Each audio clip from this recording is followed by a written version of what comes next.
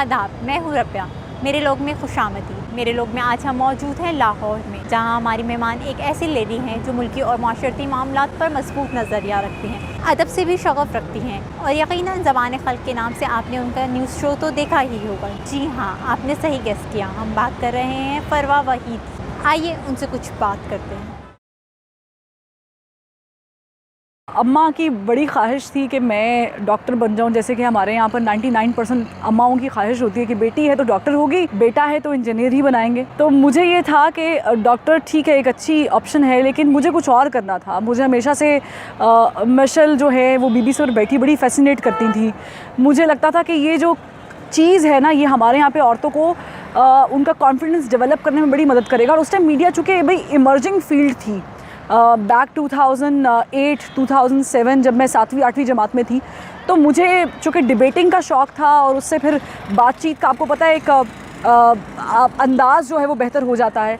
तो मैंने फिर अम्मा से रिक्वेस्ट की आफ्टर माय सेकेंड ईयर के रिज़ल्ट के बाद, इंटरमीडिएट के रिज़ल्ट के बाद, कि भाई ठीक है आपकी ख्वाहिश अपनी जगह, लेकिन मैं चाह रही हूँ कि मैं अपनी थोड़ी सी नालायकी आजमा लूँ। तो बाय चॉइस मीडिया में आई हूँ, बाय चांस नहीं। अच्छा फरवा, क्या राय है आपकी इस बारे में? न्यूज़ इंडस्ट्री का आगाज़ तो बाकमाल था, लेकिन क्या अब नुक्ता इख्तिताम है? नहीं, अभी जान बाकी है। अभी मुझे लगता है कि हर ज़वाल को उरूज और हर उरूज को ज़वाल यकीनी है। और जिस तरीके से मीडिया इंडस्ट्री का बाकायदा सोच समझ कर हाल किया गया है, इंशाल्लाह वो वक्त भी आएगा कि जब यहाँ पर बैठे लोग ये सोचने पर मजबूर हो जाएंगे कि उन्हें अब इसे वापस बूम देना है। और उसकी एक वजह ये है जो डिजिटल मीडिया हम लोग लेकर आए हैं। उसके अलावा जो आप सोशल मीडिया देख रहे हैं, जिस तरीके से सोशल मीडिया को बूम मिल रहा है। अगर आप किसी को नौकरी से फारिग करते हैं तो इट डजंट मैटर कि उनकी नौकरी ख़त्म हो गई तो उनका रोज़गार ख़त्म हो गया है, वो कुछ और भी कर सकते हैं। तो मुझे लग रहा है कि अभी जान बाकी है, और अगर हम जैसे थोड़े बहुत लोग मिलकर कुछ कोशिश कर लेंगे तो शायद हम इसके ज़वाल से इसको बचा सकें। आपका क्या ख्याल है कि मेन स्ट्रीम मीडिया खुदकुशी कर रहा है या डिजिटल मीडिया है ही वक्त की ज़रूरत, कि मेन स्ट्रीम की ज़रूरत ही नहीं? आपने बात की डिजिटल मीडिया की या सोशल मीडिया की कि वो मेन स्ट्रीम मीडिया को खा सकता है, वो खा रहा है।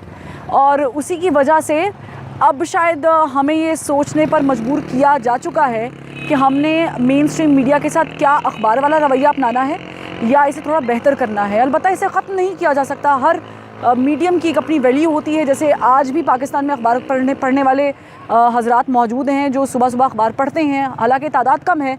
हम उसे इंटरनेट पर ले आए हैं, इंटरनेट पर भी अखबार पढ़ा जाता है, लेकिन मुझे ये कहते हुए अफसोस होता है कि अब अखबार की वो वैल्यू नहीं रही है। लोग अखबार से ज़्यादा टीवी और फिर टीवी से ज़्यादा सोशल मीडिया इस्तेमाल करते हैं। तो ये एक फ़ैक्ट है जिसे हम नज़रअंदाज नहीं कर सकते। बच्चे गैर सियासी होते हैं, क्या सहाफ़ी भी गैर सियासी होते हैं? क्या ख़्याल है आपका इस बारे में? अक्सर होते हैं, सहाफ़ी अक्सर गैर सियासी होते हैं। और मुझे लगता है कि आजकल जो सियासत का मयार है वो बड़ा चेंज हो गया है।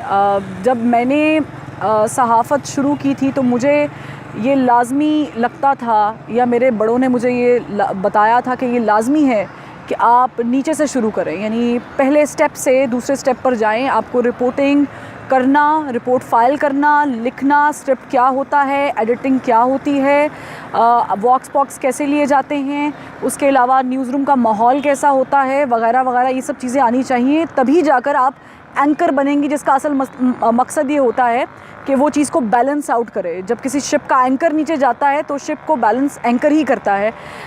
लेकिन अभी मुझे लग रहा है कि बहुत सारा जो मवाद है वो कहीं और शिफ्ट हो गया है। तो सहाफ़त जो है वो अक्सर सहाफ़ी जो हैं वो गैर सियासी हैं। अच्छा फरवा, वुमेंस डे और औरत मार्च के बारे में क्या राय है? औरत मार्च के मुंतज़मीन कहते हैं कि उनके नारों के गलत मायने अख़ज़ किए जाते हैं। यहाँ पर मुझे ये कहते हुए कतई शर्म महसूस नहीं हो रही है कि हमारे माशरे में मर्द औरत का उतना नुकसान नहीं करता जितना औरत औरत का नुकसान करती है।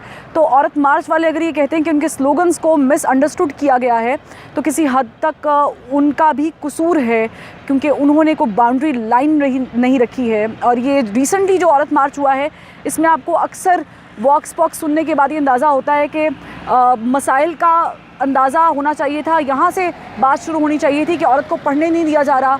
औरत की आज़ादी जो है वो ज़रूरी नहीं है कि वो स्कर्ट पहन के पाकिस्तान की सड़कों पे घूमेगी तो होगी, वो जीन्स में भी बहुत अच्छा कवर कर सकती है, वो शलवार कमीज़ में भी बहुत अच्छे काम कर सकती है। औरत जो है वो हर फील्ड में आगे जा सकती है। औरत पेट्रोल पंप पर खड़ी हो सकती है, पेट्रोल भी डाल सकती है। औरत दीगर शोबों में भी काम कर सकती है। और मीडिया में ख़ास करके जो औरत का जो हम जिस तरीके से एक चेंज देख रहे हैं ना, एक टाइम पर जब समीना पाशा, आयशा खालिद जैसी ख़वातीन, या उससे पहले निदा जैसी ख़वातीन जो हैं जिनको मैं एडमायर करती हूँ, वो ख़बरें पढ़ा करती थी, तो हमें लगता था कि औरत का मयार जो है वो बड़ा बुलंद है। लेकिन अभी हमारे हर शोबे में ज़वाल शुरू हो गया और उसमें मेरा ख्याल से औरत का अपना किरदार बड़ा अहम है। क्या पाकिस्तानी माशरे में लड़की अपने फ़ैसलों में ख़ुद मुख्तार है? खातून जो है वो कहीं पर भी किसी भी क्लास में किसी भी तरीके से दबाव का शिकार हो सकती है। उसका किसी क्लास से ताल्लुक़ अलबत्ता नहीं है।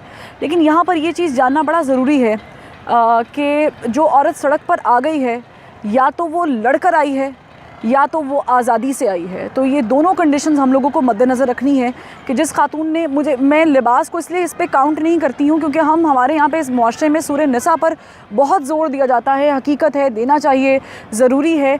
लेकिन हम सूरह यूसुफ अक्सर जगह पर भूल जाते हैं, जहाँ पर हमारा नफ्स हमें काबू में रखना चाहिए। वहाँ पर हम ये सोच कर अपने नफ्स को आज़ादी दे देते हैं कि क्योंकि सामने वाली खातून जो है वो सूरह निसा पर अमल पैरा नहीं है तो हम क्यों हों। तो ये बड़ा गलत है। हाँ, अलबत्ता आज़ादी जो है वो होनी चाहिए, लेनी चाहिए। और मादर पितर आज़ादी तो कहीं पर भी आपको नुकसान पहुंचा सकती है। चेक एंड बैलेंस हर जगह होना चाहिए।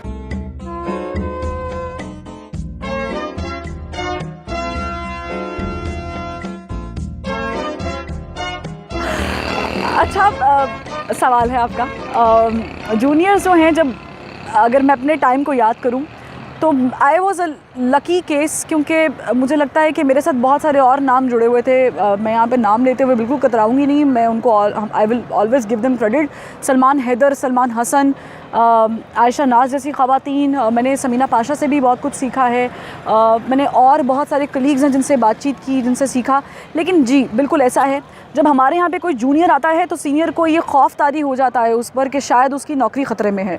चूँकि मीडिया की फ़िज़ा ऐसी है तो यूँ लगता है कि जैसे इसके आने से शायद मुझे प्राइम टाइम से बाहर निकाल दिया जाएगा और मुझे फ़ारिग कर दिया जाएगा। हालांकि मैं समझती हूँ हर हीरे की जगह अपनी होती है, हर पत्थर अपनी जगह पर खूबसूरत लगता है। कुछ पत्थर पुराने हो जाएं और उन्हें धूप लगे तो वो ज़्यादा चमकते हैं, और हर बंदे की अपनी जगह है, तो इसे समझना बड़ा ज़रूरी है।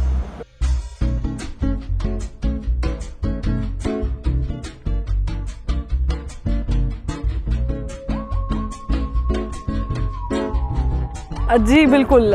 एक तजुर्बा, एक एक्सपेरिमेंट हमने किया था और हम गए थे लाहौर के एक जगह पर, मैं नाम नहीं लूँगी उस जगह के, लेकिन वहाँ पर जब हम गए, और उस टाइम मैं यहाँ पर कोट करना चाहूँगी कि सैयद अंसार अली नकवी शहीद साहब उस वक्त मौजूद थे सीट पर।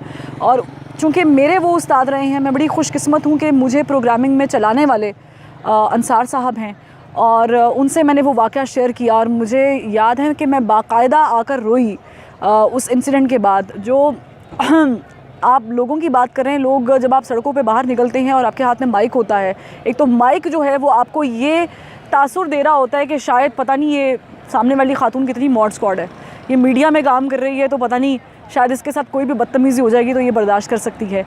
बड़ा जिगरा रखना पड़ता है जब मैं बाहर निकलती हूँ।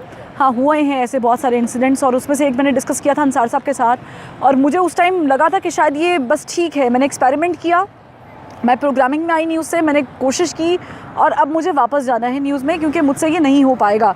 मैं शायद इतनी बदतमीज़ी रोड पर, सड़क पर बर्दाश्त नहीं करूँगी। लेकिन उनके वो अल्फाज कि मुझे लड़कियाँ रोती हुई बिल्कुल अच्छी नहीं लगती, मेरा हौसला जो है वो आज तक कायम दायम है, और कभी मैं अपना हौसला जो है वो गवाती नहीं हूँ। जब मुझे ये ख़्याल आता है कि ये शायद मेरा आखिरी पॉइंट है, वहाँ पर वो टर्निंग पॉइंट शुरू हो जाता है। तो मुझे लगता है कि हर जगह पर ऐसे उस्ताद, ऐसे सिखाने वाले मौजूद होने चाहिए, जो अगर आपके साथ कुछ ऐसा हादसा पेश आता है तो आपको बताएं, डिक्टेट करें और आपको हौसला दें। लाहौर को पाकिस्तान का दिल कहा जाता है, कभी आपको लाहौर को खैर बात कहना पड़े तो आपके लिए आसान होगा? जिन्हें लाहौर नहीं देखा वो जमिया नहीं तो लाहौर को खैर बात कहना किसी के लिए भी कभी भी आसान नहीं होगा। यकीनी तौर पे जो लाहौर से बाहर रहते हैं लोग, जब वो लाहौर आते हैं और लाहौर के लोगों से मिलते हैं, उनकी हॉस्पिटलिटी देखते हैं, तो वो भी उनके गर्विदा हो जाते हैं। तो लाहौर को छोड़ना, उसके दो रीज़न्स हो सकते हैं जो मैं शेयर करना चाहूँगी। एक तो मेरे अम्मा अब्बा जो मुझे बहुत दिल से करीब हैं वो मेरे, मुझे ऐसे ही I always call them my kids. मुझे लगता है कि वो मेरे घर पे कोई इंतज़ार कर रहा है मेरा। तो एक तो उसकी वजह से, और दूसरा लाहौर को छोड़ा इसलिए नहीं जा सकता क्योंकि लाहौर में सब कुछ है, लाहौर ही सब कुछ है। इसको छोड़ने के लिए यकीनन कोई सॉलिड रीज़न चाहिए होगा, तभी मैं किसी और जगह रुख कर सकती हूँ। आपका क्या ख्याल है कि पाकिस्तान के लिए आने वाले साल बेहतर होंगे या अफरा तफरी बढ़ेगी? पाकिस्तान के हालात पिछले 3 सालों से नीचे ही गए हैं।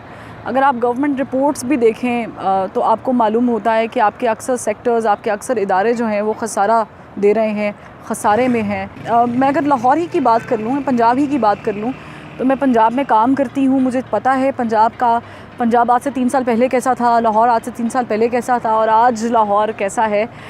तो मैं इस बात का बाखूबी अंदाज़ा लगा सकती हूँ कि आने वाले 2 सालों में लाहौर के साथ क्या हो सकता है।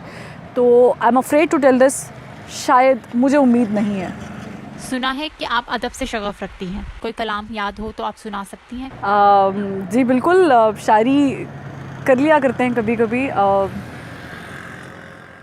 नया एक रब्त पैदा क्यों करें हम, बिछड़ना है तो झगड़ा क्यों करें हम, खामोशी से अदा हो रस्म दूरी, कोई हंगामा बरपा क्यों करें हम, चबा लें क्यों ना खुद ही अपना ढांचा, तुम्हें रातिब मुहैया क्यों करें हम।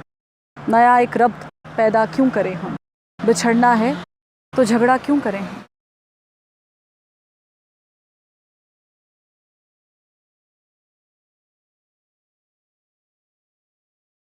Assalamualaikum, this is ET from Azal Band and kindly subscribe to the channel Mere Log.